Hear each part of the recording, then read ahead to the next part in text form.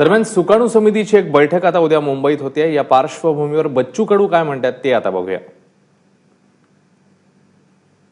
पण प्रश्न असा आहे का, सुकाणू समितीनं जो प्रस्ताव दिला होता तो असा आहे का, जो शेतकरी 30 जून 2016 पर्यंत थकीत आहे त्याला ही कर्जमाफी झाली। आता 30 जून ते 2016 ते 30 जून 2017 आता जो थकीतदार आहे, 16ला ज्यानं कर्ज घेतलं त्याच्या बाबतीत काही निर्णय झाला नाही आणि त्याच्यामुळे एक प्रचंड नाराजी शेतकऱ्यामध्ये अजूनही कायम आहे। आपण दुसरा अधिक असा आहे का, ज्याला 20 लाख कर्ज आहे, 10 लाख कर्ज आहे, त्याचा आपण किमान कुठपर्यंत करणार आहे, किंवा 20 लाख असणाऱ्या कर्जवाल्यांची कर्जमाफी होणार आहे का, याची स्पष्टता नाही आहे।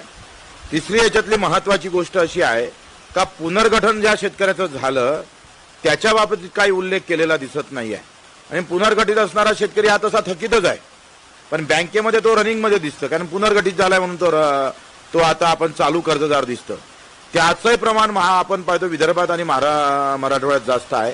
त्या काही दुरुस्त्या इथं करावं लागेल आणि पुनर्गठन आणि थकीत कर्जदार अशी हे कर्जमाफी जाहीर केली पाहिजे, अशी सुद्धा आमची मागणी प्रामुख्यानं राहणार आहे।